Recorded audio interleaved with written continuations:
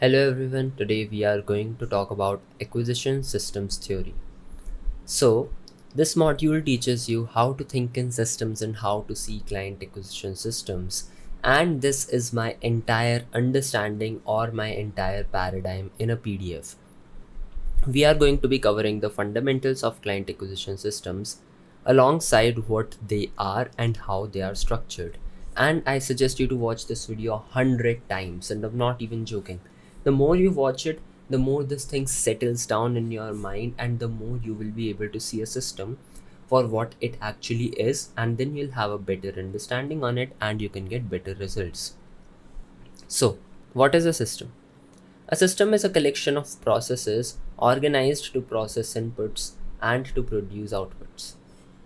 Systems are typically designed by their functions. So every system performs a particular function and they are designed for that. So for example, a client acquisition system performs the function of client acquisition. A transport system performs the function of transportation. An education system performs the function of education. A respiratory system performs the function of respiration. So, function is basically the purpose of a system, what it does. Inputs are basically the raw materials that are inputted into a system. Processes are things that convert and combine raw materials into end products. Outputs are the end products of the raw materials being processed. Feedback is the information provided by the outputs which can be used to further improve the inputs or the processes, and environment is the environment in which the system operates. So this diagram makes systems thinking extremely simple. Inputs, when processed, gives out some output, and that gives out a feedback which could be improved to iterate and make changes to the input. And this is all done under some kind of environment. Systems get much more complicated than this, but fortunately, client acquisition systems are simple to gauge. One thing that I would like to tell you is systems do not mean automation, they mean predictability. You should not mistake the two. So, systems, when we see on ads or some YouTube videos, it looks like systems are like some kind of automation. But systems do not mean automation, they mean predictability. What I mean by this is, let's say I input 100 leads into this and they process and it gives me output of 3 calls. That's giving me a feedback in form of conversion rates. This is a predictability, or this system is giving me predictability that 100 inputs gives out 3 outputs. So it has nothing to do with automation. And one more thing is that systems do not mean results, they mean function. You need to separate the intention. Let's say you create a system for you want to create a system for client acquisition, but you create a system which has the function of show up rate or increasing the show up rate. So you may have an increased show up rate, but if your sales system is bad or if your inputs or anything is bad, the lead quality is not good, in that case you won't get more clients. So your system that you built with the intention of increasing client acquisition did not give you more clients, but it gave you more show up rate because this was a system with the function of show up rate. So that's the thing. Systems do not mean results, they mean function, and you need to separate the intention. 99.999% people in the online marketing space misunderstand systems. Systems always produce the result they are designed to. If what you want the system to output is not what it outputs, this does not mean the system is broken or not working. Do not mistake personal intention with the function. One random example is the intention of making good lasagna, and the system function is basically making bad lasagna. So by making bad lasagna, what we mean is in the inputs, no salt is added. In the inputs, stale lasagna sheets are used. In the process, the grill is preheated to 300 degrees Celsius. So all of these things, all of these inputs or these processes, they are basically creating the function of making bad lasagna, even though your intention is of making good lasagna. So the output that you want is a good damn lasagna, but that's not what you're gonna get. And then you're also gonna get a feedback that is it too salty, Does it have no salt? Is it overcooked or is it perfect? And what exactly is happening? Then finally, the environment is the kitchen and other tools used. And these two do have an impact on your output. Because let's say you use a rusty knife, you will get a bad taste. So this is like a system. The ingredients going through the recipe gives out a food, and when you taste it, you will know that there is no salt. So you'll add it and you'll make a better one next time. And this is all happening in a kitchen based on the tools and everything there is. So this is a macro client acquisition system. The inputs are humans in a niche. The processes are stimuli chain developed and deployed by standard operating procedures and automations. And the output is clients or money, and you get some feedback in the base of metrics that you can use to again make some changes either in the processes or the humans. And this is all happening in your market or the niche. And this is what a client acquisition system looks like if you break it down to its core parts. Inputs are humans in your niche, typically strangers. Outputs are the client. Feedback is the metrics in the form of data. Processes are chain of stimuli designed to elicit a micro action chain. We talked about the micro action chain. So a chain of actions going from one thing, taking them to paying and becoming our client. And to do that, to elicit that, you need to make a stimuli chain so that they take those action, and the stimuli chain is deployed by a standard operating procedure or automation tools. Then the environment is the market. It has everything. So the parties are your niche, and indirect or direct competitors, influencers, everything comes in the market. In other words, a functioning client acquisition system can be boiled down to this equation. Humans in a niche plus stimuli chain created from SOPs gives out clients plus metrics, and this thing happens in the market. So let's define the key components of a client acquisition system. Inputs. Inputs are what is put in, taken in by, or processed by a system. They are raw materials. Inputs have a big impact on the function and output of a system. The key lessons with input is garbage in, garbage out. So if you, let's say you're selling something for 50,000 rupees, if you sell it or if you outreach about it to people who have a maximum buying capacity of 5,000 rupee, in that case those leads are like garbage for you and you're gonna get garbage results. You can have the best processes and stimuli in the world for client acquisition, but if the input of the system is bad, the output will be bad. For example, Gordon Ramsay makes lasagna, but he uses out of date ingredients. For example, the number one copywriter in the world makes a cold email campaign, but he uses saturated leads.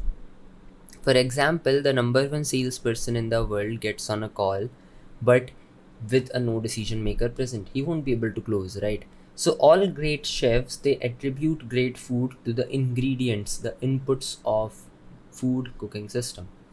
One more thing that I want you to keep in mind is lead quality does play an important role in sales, but not as much as people think. Objections that you cannot overcome do not make the call unqualified, they make you a bad salesperson. This truth hurts, but no one really wants it. You need to see prospects for who they are, not who you want them to be. Wanting perfect prospects is useless. That thing doesn't exist. Now coming to the outputs are basically what a system produces. These are the results. For example, a 10 out of 10 lasagna or a 1 out of 10 disaster, or clients, appointments, positive replies, subscribers, followers, connections, anything. Then the feedback. A functioning healthy system will have feedback loops. This is where output provides feedback that directly affects the input and processes. In client acquisition systems, feedback comes in the form of metrics that then produce conversion rate. We use metrics to understand the system and make iterations and changes to inputs and processes so that we can improve the system. So some examples are like a 25% sales conversion rate, or a 82% show up rate, or a 8% appointment booking rate, and something like that. Now coming to the processes, what is a process within a client acquisition system? If you recall from the last video, client acquisition is exposing a human in your niche to stimuli to get them to take a chain of actions. And by inverting these micro chain actions, we can create a stimuli chain. So for example, we talked about this micro action chain for YouTube. That is basically starting from clicking a video to watching a video to clicking a link to watching the video sales letter to believing the social proof, then selecting a time, providing information, watching some interviews, showing up for the call, then being convinced on the call, making a decision, filling out the card information, and paying us. Now, based on these, we can create a stimuli chain by just inverting this so that we can deploy this using standard operating procedures, and we can get someone to take these actions by using our stimuli chain. So the thumbnail and title will force someone to click the video. The hook and content will force someone to watch the video. The CTA and content, where you say check the link in the description, will force someone to read the description and click the link. Then when they click the funnel link will force someone to click it. Then the funnel title and GIF thumbnail of the video will force them to watch the video. Then compelling social proof will make them believe on the social proof. Then call to action in the video sales letter will tell them to book a time, and they will basically click the button to schedule. They'll go to the Calendly interface, which will ask them to select a time. Then there would be questions which will get them to provide qualifying information for them and things like that. So basically this is a stimuli chain which is created by reversing this action chain, and this is deployed using standard operating procedures and automations. When it comes to client acquisition, the processes in a system are simply exposing the human to the correct stimuli to elicit the next action in our micro action chain. So the processes are basically exposing the person to the right stimuli so that they take the right action and they reach this final action where they are paying us. In client acquisition system, a process is what we get when we combine a stimulus to elicit action with a predictable method of deployment for exposure of that stimuli to the human in the system. So predictability is very important, and for that, in order to deploy it in a predictable way, we need standard operating procedures or automations. For example, in a cold email that we create, like when we create the copy that hopefully elicits the action of a positive response, this is the stimuli that we are creating, right? But a stimuli alone does not make a process. You need a predictable way of creating and deploying it. For example, an email sender or a software. Without it, you cannot send the email, right? So in that case, that is not a process. And another example is in YouTube organic attraction, you have thumbnails that elicit the action of clicking a video. And this is the stimulus. However, a stimulus alone does not make a process. You need predictable way of creating and deploying it. Stimulus plus methods of deployment and creation for exposure is a process, and micro client acquisition systems are made up of a lot of processes, and these are called sub client acquisition systems, something like that, right? Now coming down to environment, all systems function in an environment, and environments contain elements that set the rules and conditions the system must abide by. Environments are not a part of the system, but they influence its ability to perform its function and outputs that it produces. With client acquisition, the better your understanding of the environment and its element is, the better you will be able to make your system function, because environments constantly change. So that's why having a very, very good knowledge of your environment, of your niche, is very important in order to win.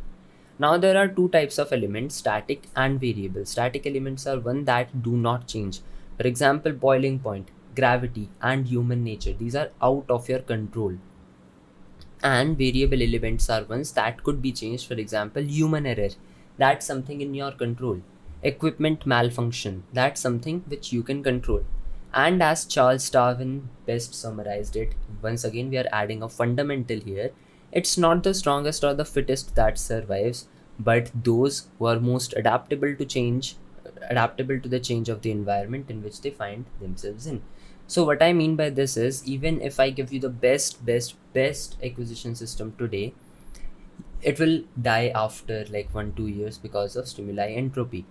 But if I give you the understanding of your environment and understanding of how a system works, you will be able to change it and it would survive for a really long time. Client acquisition systems environment contains of elements such as human nature, psychology, competition, laws, latency, classical conditioning, etc. You cannot change them. While variables are team members, you can change them. Your product or your offer, you can change that. Your emotions, you can change them and control them. Let's say a slow internet connection, you can change or control that. Let's say knowledge, you can always and always improve that. So for example, in the form of lasagna making, there is a new policy that all lasagna must be ready in 25 minutes. So this is something which you cannot change as a chef, or this is something basically you have zero control over.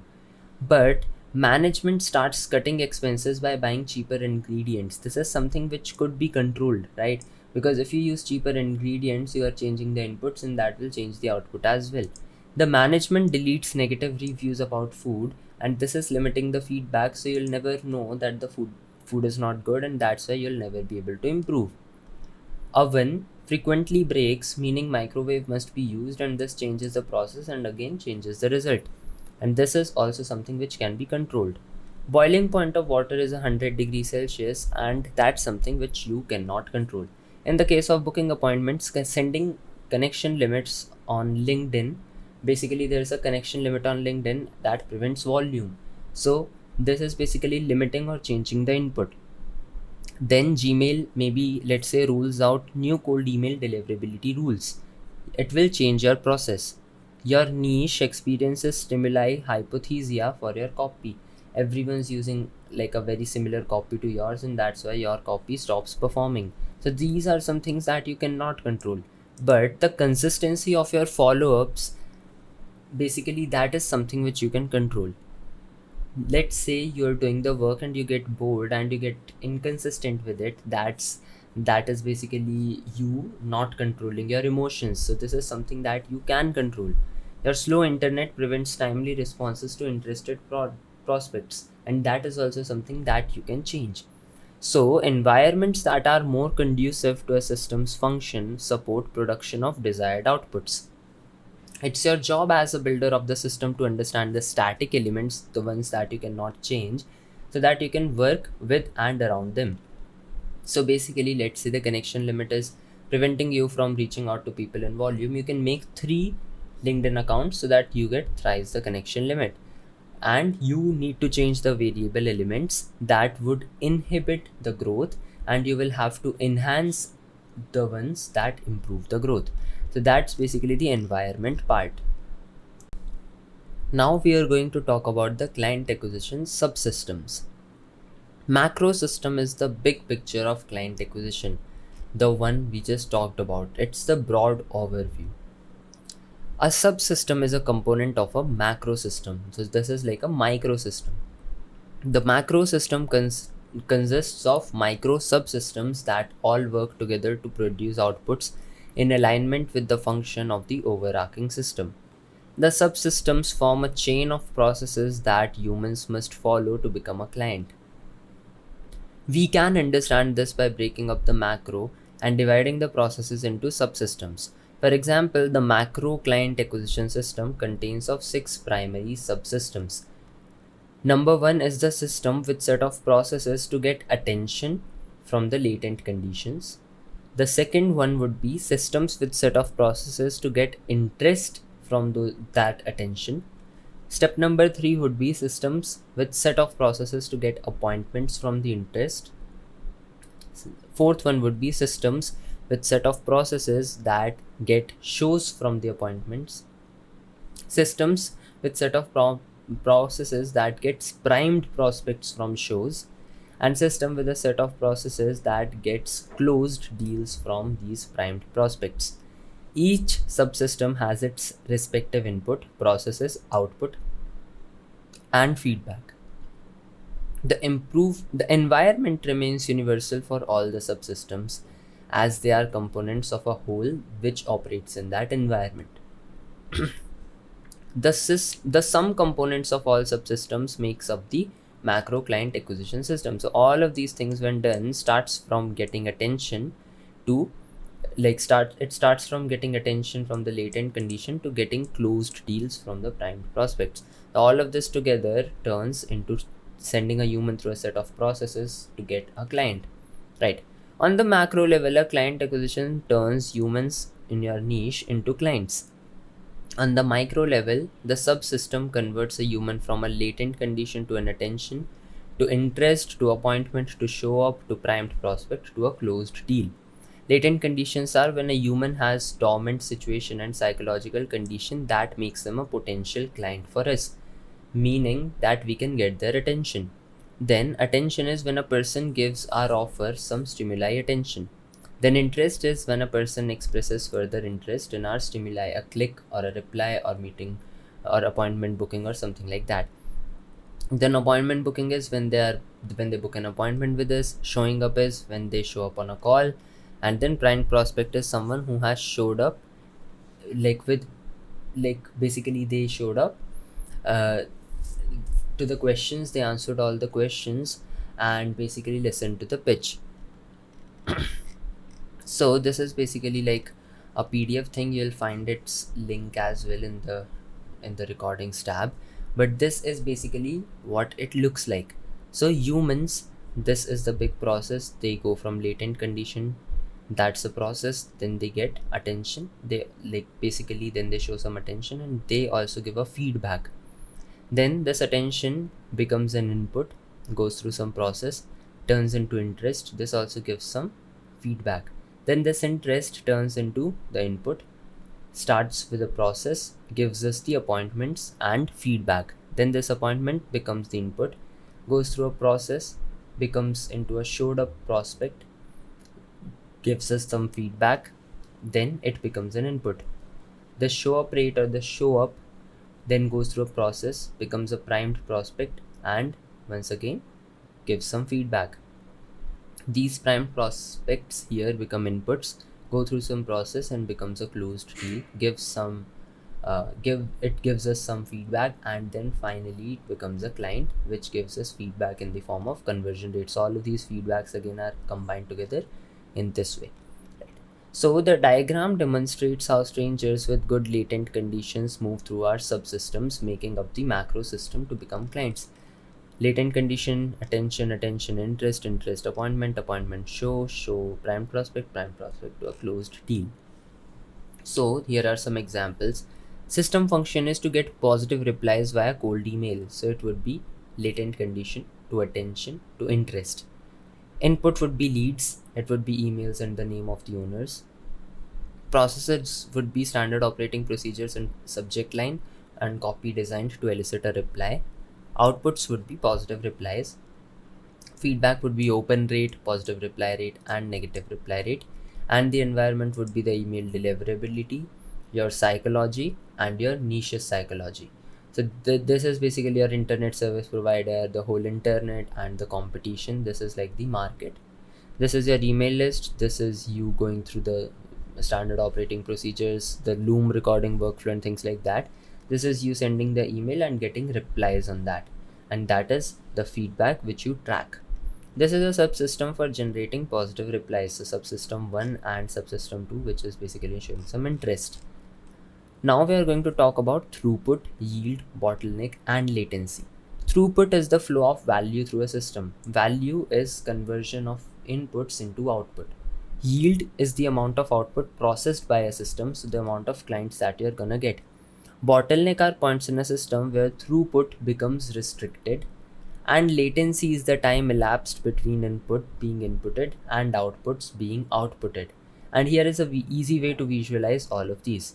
So this is basically something by which you can visualize it. One thing that you need to know is latency. This is time. It takes time. So like it's not like you send an email and you get a response the next very second, right? So this is the throughput. So basically the input that is going. Then this is the bottleneck, because all of this is not able to go here, and that's why this is the yield. So this is the final result, this is the bottleneck, and this is the throughput, right? So how do these terms apply in client acquisition system? Throughput is the measure of value flowing through a system. In client acquisition, there will be a fall off as inputs are processed from system 1 to 6. We want to open the floodgates to increase throughput at every opportunity. So let's say the amount of leads that we are sending, not all of them will read the email, not all of them will give the attention. Let's say some of them give the attention, not all of them will reply. Let's say some of them reply, not all of them are going to book an appointment. not all the appointments are going to show up, not all the show ups are going to be a primed prospect, and not all the primed prospects will close. So the throughput is basically what you're putting in, but there is always a bottleneck, and because of that we lose some of the throughput, right? So there will always be a fall off as inputs are processed from system 1 to 6, and we want to open the floodgates to increase throughput at every opportunity. Your business depends on it. For example, your ads make a 10,000 impressions and you get 500 clicks. Now those 500 clicks turns into 200 leads, which turn into 50 schedules, which turn into 40 show ups, and that turns into 10 clients. So this is you losing throughput every way, right? Every single step of the process.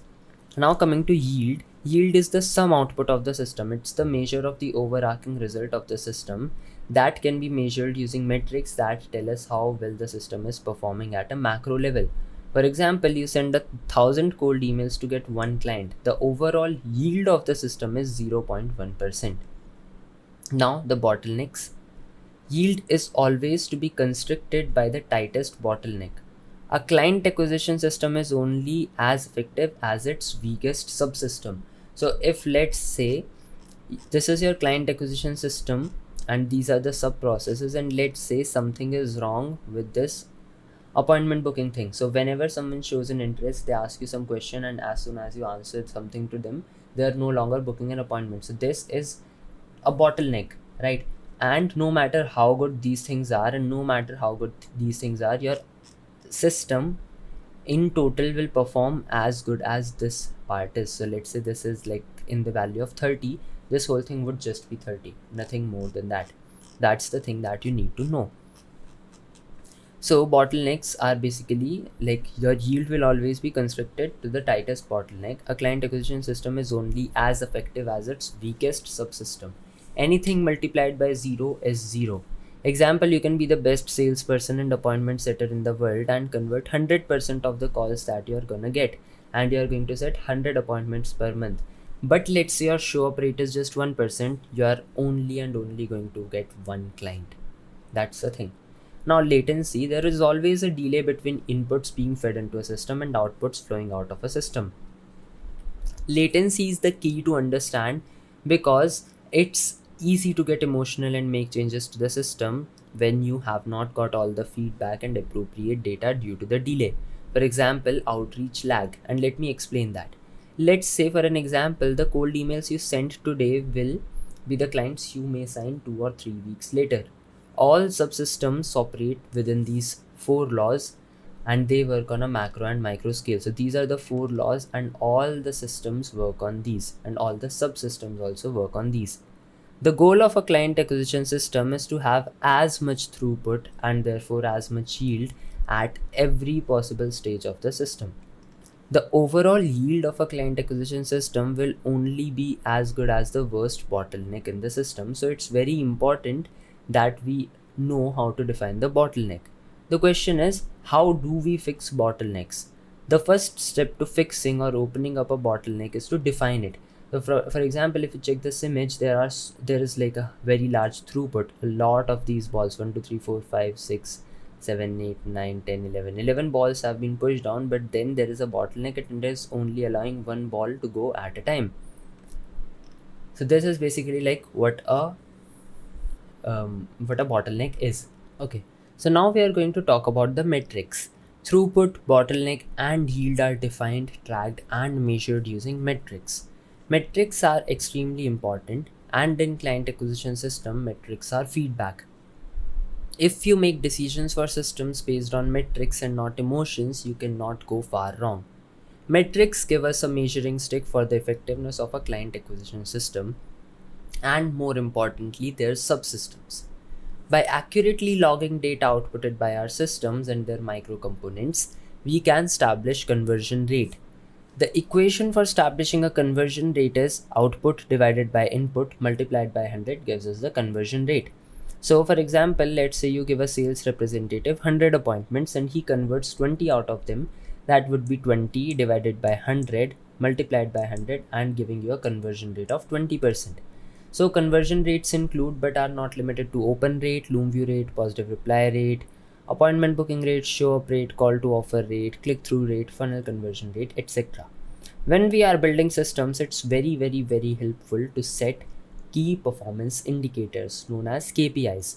KPIs are used to determine whether or not a system and the subsystems within that system are performing well or to the expected standards. KPIs set a precedent for throughput that is acceptable, profitable, sustainable, and scalable. For example, a KPI for a sales team would be 20% sales conversion rate. So anything below 20% is not acceptable and anything above 20% is very good.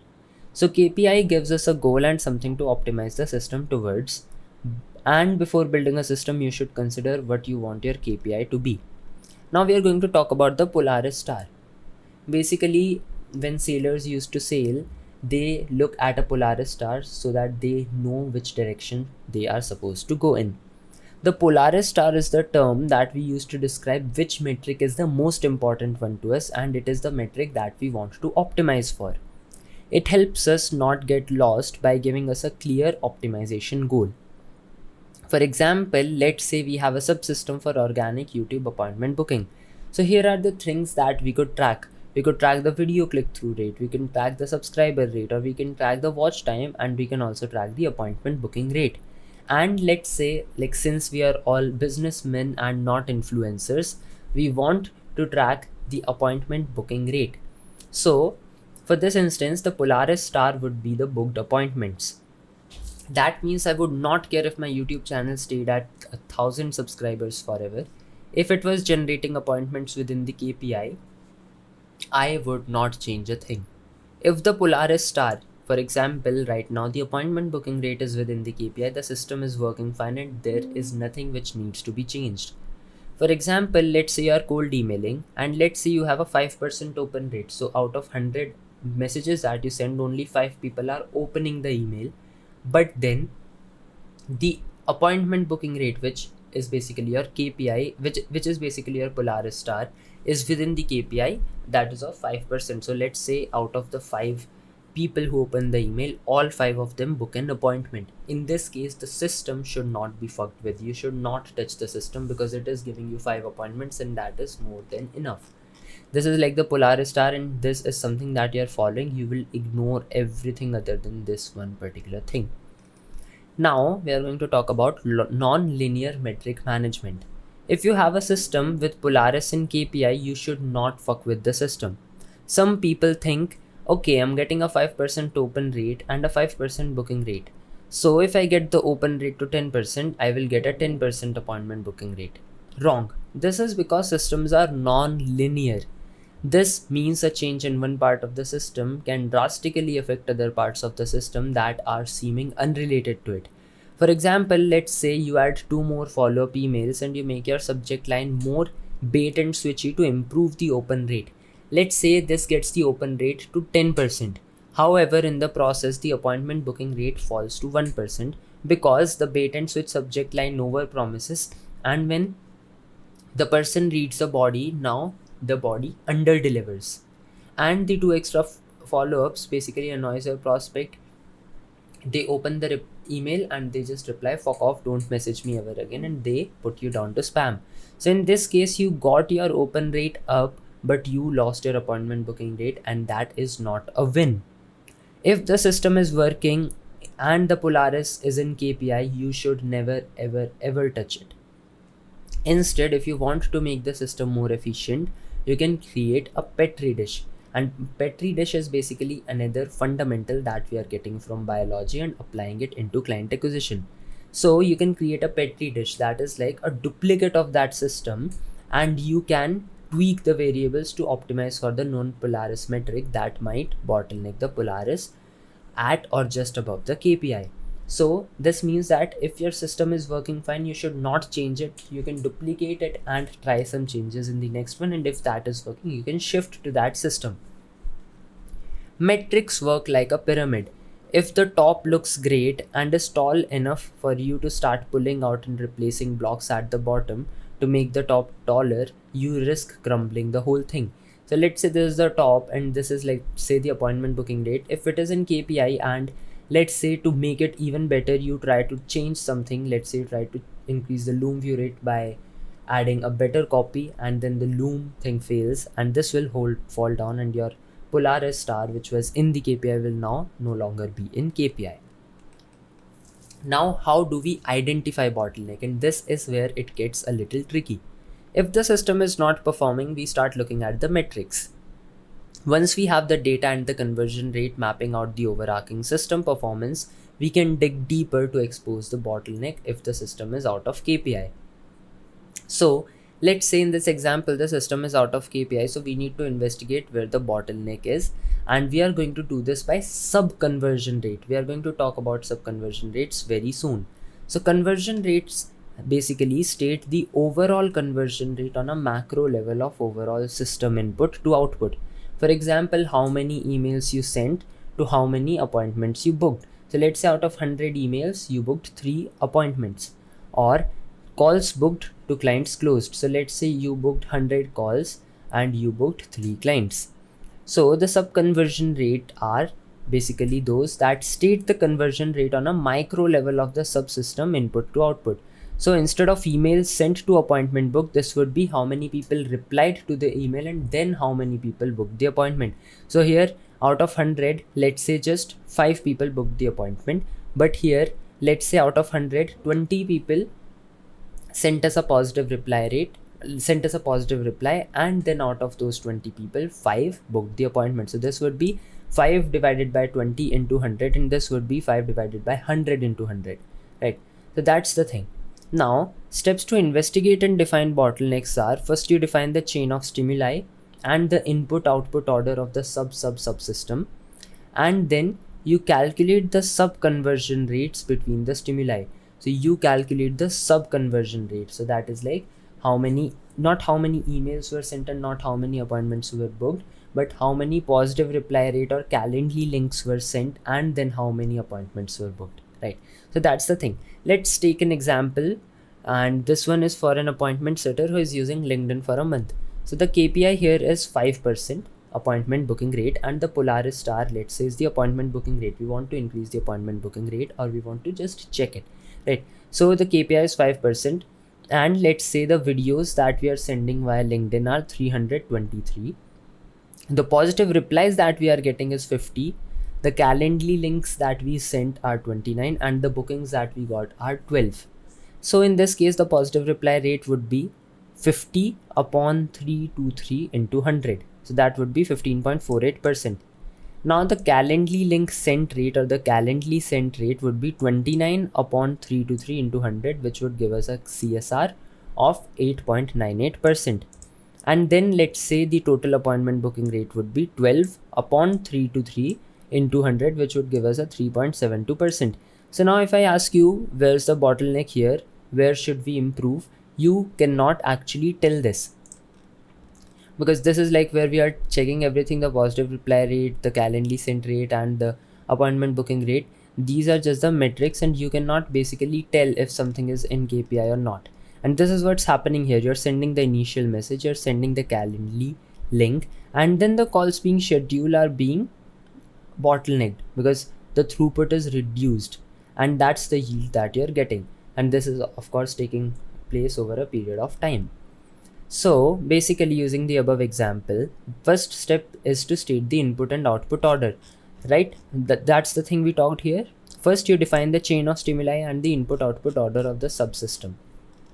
So the first thing that we'll be doing is we'll be sending a connection message, and then we'll be sending the initial message.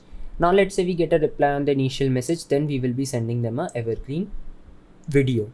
Once we get a reply on the evergreen video, we send them a Calendly link. Once we send them a Calendly link, they are going to book a call. Now we are going to calculate the sub conversion rates. So the first one is connection to initial message. We cannot calculate this as we don't have a connection data. Then from the initial message to evergreen video, 50 positive replies are the ones that we got, and we sent 323 initial videos. So when we multiply it by 100, we get a positive reply rate of 15.48%. Then for the evergreen video to Calendly sent rate, we sent 29 Calendly link out of 50 replies that we got. So this case, this this thing right here becomes this output. So 29 upon 50 into 100 gives us a reply rate or the Calendly link sent rate of 58%. Now to calculate the calls booked, we will be dividing it by the Calendly links that we sent. So 29 divided by 12 divided by 29 into 100, which gives us 41%. Again, now we can calculate where the bottleneck is at, and let me tell you, the bottleneck is not here because 15% reply rate is really good. So there are two bottlenecks. If someone does reply positively and they don't proceed to reply to the evergreen video sent. So here, when we send the initial message, they reply, "Hi, how are you? Yes, please send me a video." But when we send them a video, they are no longer replying. Or if someone requests a call and they say, "Let's book a call, send me your calendar link," and now they are not booking a call. So the Calendly link sent, the calls booked rate is not within the KPI. Once you have defined the bottleneck and problem with the system, working on a solution is much easier. Then you proceed to introduce changes to the system, iterate, test, and then see what happens to the Polaris. So this 15% thing is fine, but sending like 50 people said yes to that video and you just got to send 29 calendar links. That's a bottleneck, and the biggest bottleneck is that out of the 29 people who asked you for a link to book the call, only 12 people booked the call. That's not within the KPI. So now once you know this thing and this thing, then you can solve these, right? So now we are going to talk about metric validity. Validity is basically something being factually correct, sound, and representative of the truth. So the better data you have, the better validity, and the better validity means better decisions. More data you have, the more validity you will have, and the more accuracy you will have. You must become religious, and I literally mean this, with metric tracking. If you just take one thing from this video, please keep a log of the metrics. That's very important. If you ever ask for our help with any of the system in the program, the first thing we will ask you is for the data. And if you don't track the data properly, you are fucked. Now we are going to talk about this topic, which is regression to the mean. If you flip a coin, it has a 50-50 chance of landing on heads or tails. Most people expect the odds from a coin flip to have a linear and even distribution, like heads, tails, heads, heads, tails, tails, heads, tails, heads, tail. This almost never happens, as this is not how numbers and averages behave. It's just as likely that we get a heads, heads, heads, heads, heads, tails, tails, tails, tails, tails. And this is also true in client acquisition systems. Odds do not create equal distribution in small data sets. For example, a sales representative that has a 20% conversion rate, which means he closes every deal out of 5 calls that he gets. Like out of 5 calls that we send him to, he will be closing one client. Over 30 calls, he would, or you may think that he would perform like this. A client said no, no, no, and then someone said yes. No, no, no, someone said yes. No, no, no, no, no, no, yes. No, no, no, no, no, no, no, yes. No, no, no, yes. So out of those 30 calls, he's winning 5 times. But it's as likely with a 20% conversion rate over 30 calls, it may look like this. All of them say no, and then finally 5 of them say yes. So the chances of this happening are equal. Here also he's getting 5 wins out of 30 games that he's playing, and here also he's taking 5 wins out of the 30 games or calls he's taking. A 25 loss streak is just as likely as 1 call every 5 closing in a chain of 30 calls. Most people at loss 20 would start changing their script, offer, questions, and the entire system. If you lost these many times, you would start changing your system. Understand, you must compile enough data for a meaningful, valid average to show. If you don't, you will make decisions without validity and you will fail. And it's the biggest thing. The more data you have, the more accurate the average conversion rates are. Here, the blue line represents the average. This is the average. And the curved black line represents the trend of data. Data trends oscillate around the average. They'll be going up and down and up and down. and you should never ever make decisions based on these red circles. So let's say sometime you get so many appointments or so many closes that you think this is the best, and then it starts falling and you start changing the situation, or you start changing that thing again, and then you once again get good results, and then you once again change the processes. No, the this is basically the trends of the data, and they oscillate around the average, but you need to just look at the average. That's the thing, and it takes time and it takes a understanding. So the 30 call rule: with our sales call, you cannot objectively judge your script, offer, or guarantee, or whatever your business is, until you have done at least 30 sales calls using the exact same questions, pitch, and processes. This is because it's entirely possible that your script and offer may result in a 33% conversion rate, but you cannot but you can still get 20 back to back no's and then 10 back to back yeses. So let's say out of 30 people, you may have a very good script and it may have a conversion rate of 33%. So out of those 30 people, you may close 10 people, but you will never know, because you can get 20 back to back no's and then 10 back to back yes. This absolutely plagues the existence of most agency owners. They do 3 to 4 calls, then they get 3 to 4 no's in a row, and then second guess their entire business, script, and everything, when the reality is 3 to 4 no's in a row literally means nothing at all. This is how we track the data, and this is how we track what happened on the call and what happened there and how much was I feeling. So lost, won, lost, lost, lost, lost, lost, lost, lost, won, lost, lost, lost, lost, lost, lost, won, won, won, won, won, lost, lost. So this goes beyond sales. This applies to ads, cold outreach, inbound system, etc. Example: never judge a cold loom system without having sent 300 emails to 300 emails with all the 3 follow-ups that we do. Never ever judge a cold messaging evergreen video without having at least 30 of them being viewed. So these are some strategies that we're going to talk about later on, but basically you do not make quick decision, you make decisions after a set amount of time, so that you know that the data is valid. Now we are going to talk about scale. Client acquisition systems often output the same results regardless of their size. So scaling a client acquisition system simply means increasing the volume of the initial input. So let's say if you want to scale ads, you just spend more money. If you want to scale a cold email, you just send more emails. If you want to scale organic, you just make more content. Doing these things increases the number of humans that can pass through your system.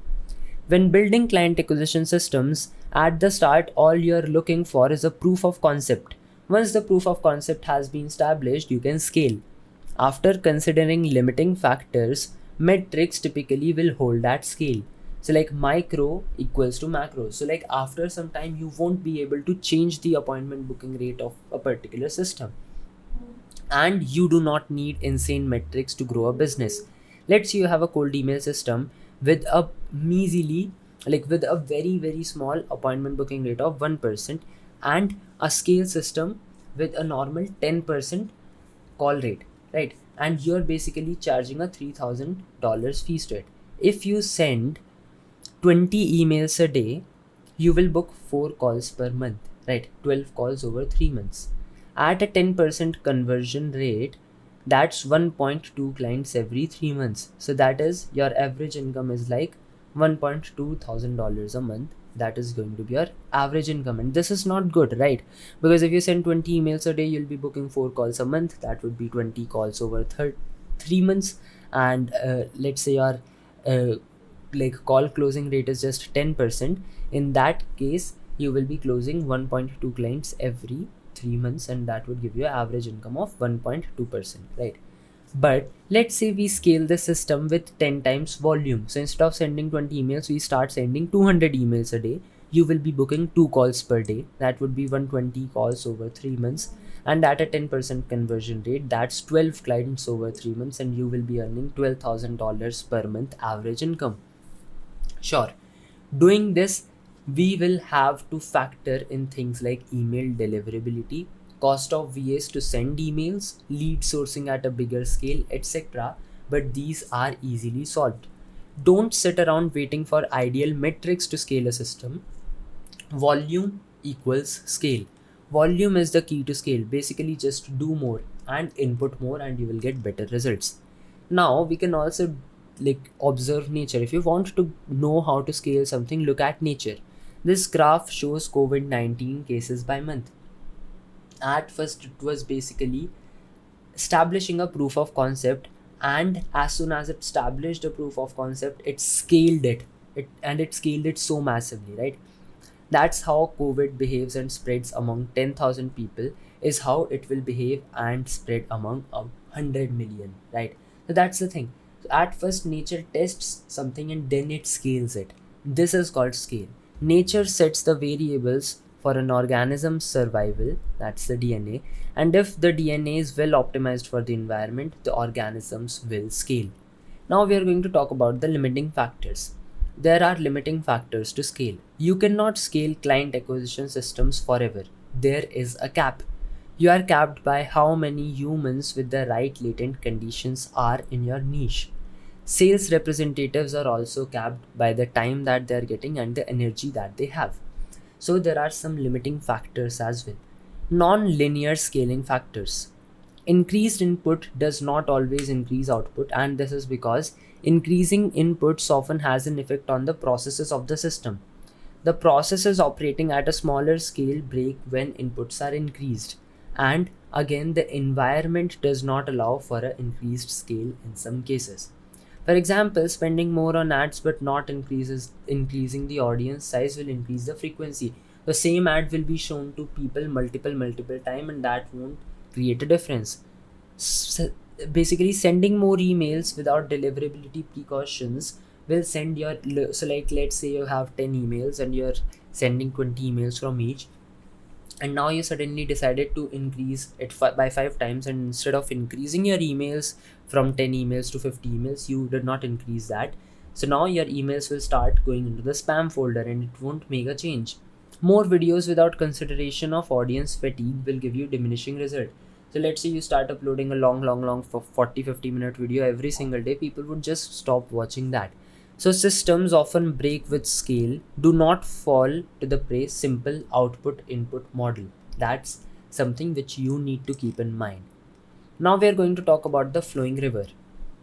Still water stagnates. Flowing water stays fresh and clean.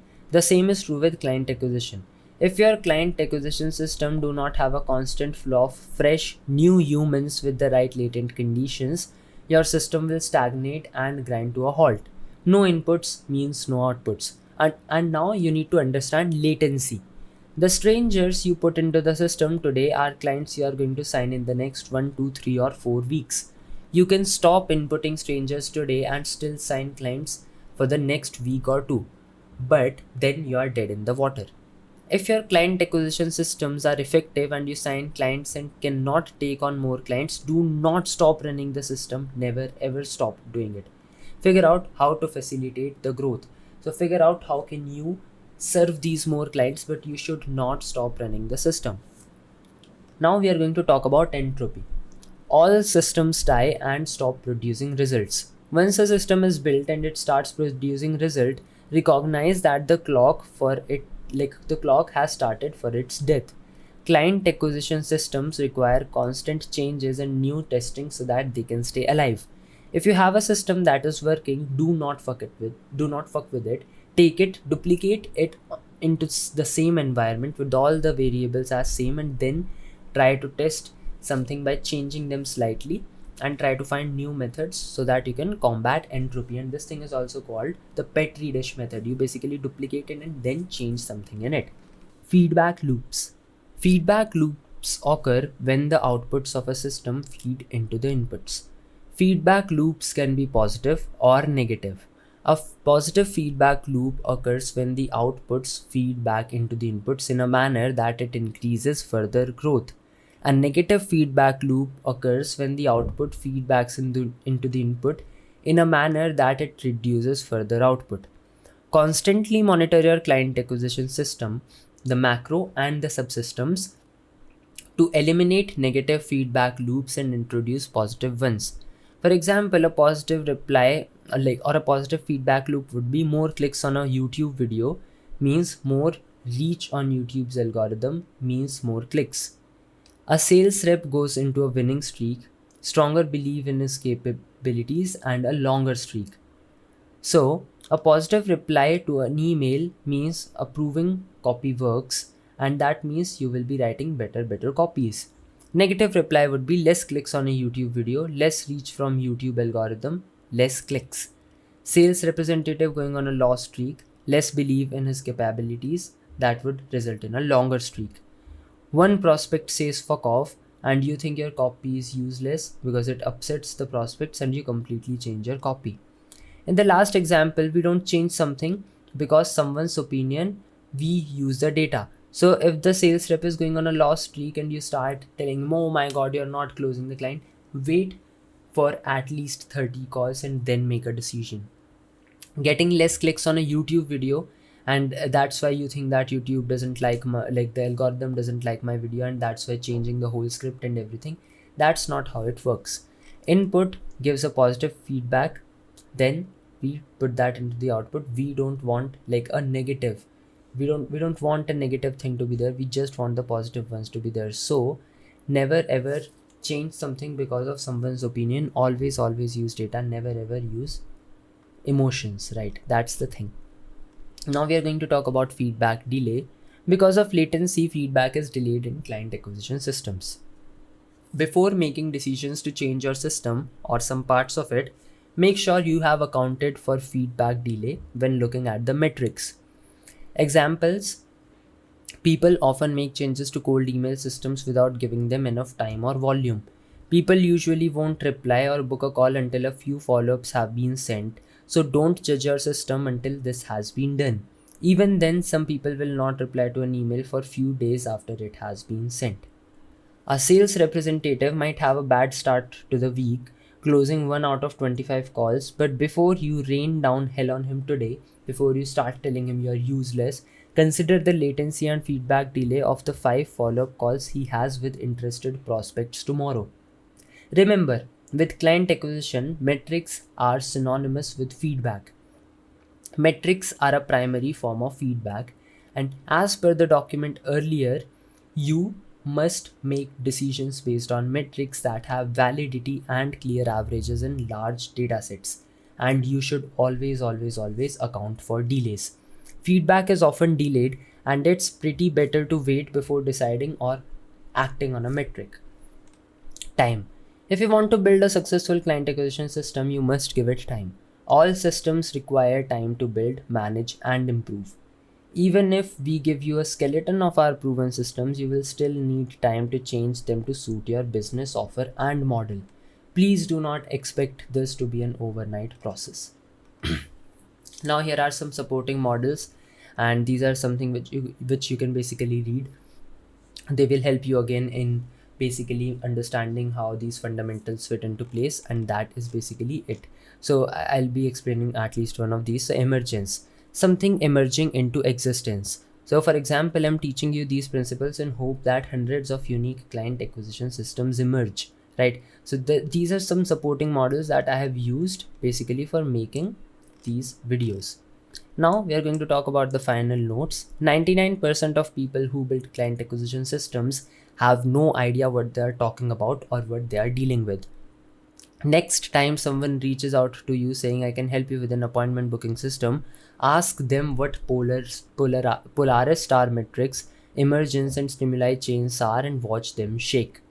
Most people teaching client acquisition talk about their automation softwares or their AI funnel and unique subject line and ad targeting and drip campaign. I am teaching a way to see. I am talking about transcending the nature of acquisition. I am talking about a new matrix, transcending the pretty object hunting nature of market and stepping into your own playing field. Sure, softwares and these shiny objects have their place, but without the fundamental and basic sight and the paradigm, you are dead in the water. And these were my final notes for this video. Please watch this video 100 of times, and this is going to help you a lot. Thank you so much. Have a great day.